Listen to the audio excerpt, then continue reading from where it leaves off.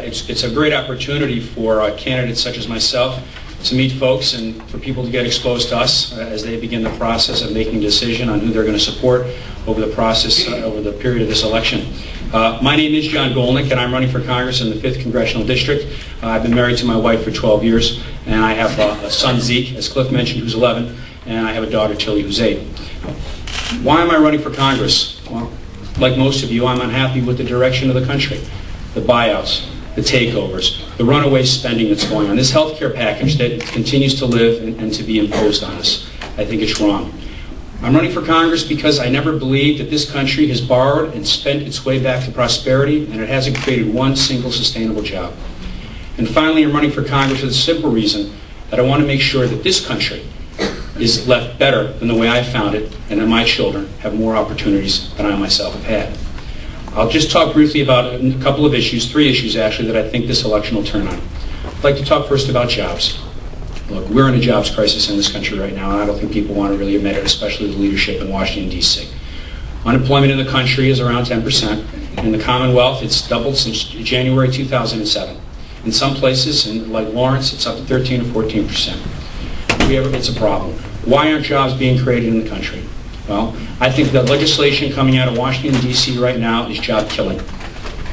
The health care, the cap and trade, the Bush tax cuts that won't be extended from 2010. All these things are stifling job creation. What are we to do?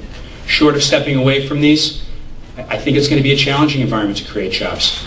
There are a couple of things, though, I think that we could try to do that could help this situation.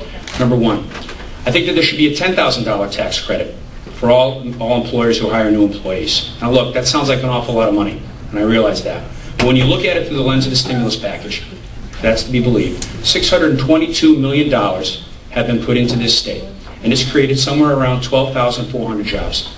That's $50,000 a job, $50,000. At $10,000 a job, that's 20%. I'll take that 20% at the cost of creating a job as opposed to the $50,000. Number 2, look, small businesses are getting crushed. Small businesses do not have access to credit. We have the large financial firms on Wall Street who put us on the precipice in a financial meltdown. They're getting credit from the government, yet these small businesses are suffering. So Wall Street thrives and Main Street continues to suffer. The big businesses are too big to fail and small businesses are too small to succeed. We need to open up credit for these small companies. I think one way we can do this is we can look at the Small Business Administration, SBA. I think we should increase the amount of guarantees that they give for loans to small businesses. We don't have to create a whole new entity, a whole new organization in order to do this. The machinery is already in place. Last but not least, look, we need to lower the corporate tax rate in this country. It's 35%, it's the second highest in the world after Japan. People wonder why we're having problems with manufacturing in this state and across this country. We can still produce things in this country, but the cost of doing business is too high, and the corporate tax rate needs to be lowered. Let me talk a little bit about health care. This is the legislation that has more lives than a cat. They've been working on this for almost 12 months now, and I think the single biggest problem is not only are they trying to impose this health care reform on us, is that they've done that at the expense of focusing on creating jobs, because jobs lead everything. We have the best health care in the world. Unfortunately, it's also the most expensive. Now, both parties on either side of the aisle agree that it's a complicated issue. And I've always been taught, if issues are complicated, you break them down into pieces that are manageable. What are we going to do? I think there's 3 things we can do. I think we need to focus on tort reform. That's $54 billion in savings over 10 years, and I know Harry Reid doesn't think that's an awful lot of money, but anytime we're talking about billions of dollars, that's a lot of money to me. And I hope we haven't gotten to the place where it isn't a lot of money. 2, we need to repeal state mandates. Mandates for procedures that states mandate insurance companies cover that a lot of us will never afford ourselves to. Last but not least, I think people should be allowed to buy insurance across state lines. Insurance companies will be forced to compete for our business by lowering their premiums, but still maintaining the quality of care. Now look, all these things aren't going to work, but some will and some won't. But by revamping 16 or 17% of our GDP at one time, how are we going to know what works and what doesn't? And I'll tell you this, I don't know anything. I'm a practical guy. I don't know anything that the government has ever gotten itself involved in and made it cheaper and made it better. But if someone does, please tell me.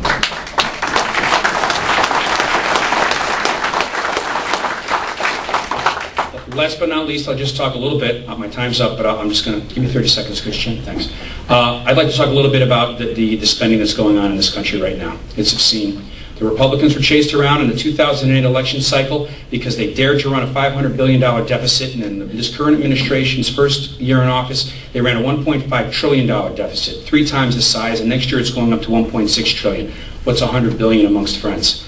But in all seriousness, this is a problem. Our debt ceiling at $12 trillion that we just went through is more than $45,000 for every man, woman, and child in this country. They raised the debt ceiling by $1.9 trillion. That's another $6,500 on top of that. This is going to burden ourselves, but it's more importantly, it's going to burden our kids and our grandkids. Look, interest rates are going to go up in order to cover this debt. Interest rates go up, our incomes come down, and it diminishes our national living standards. It's a problem. I'll close by saying this. I'll promise you a few things. I'm not perfect. I don't have all the answers. You won't agree with me on everything, but you'll always know where I stand. And there's no one who's going to work harder than I am to bring the problems of the 5th District down to Washington, D.C. to be solved. Thank you.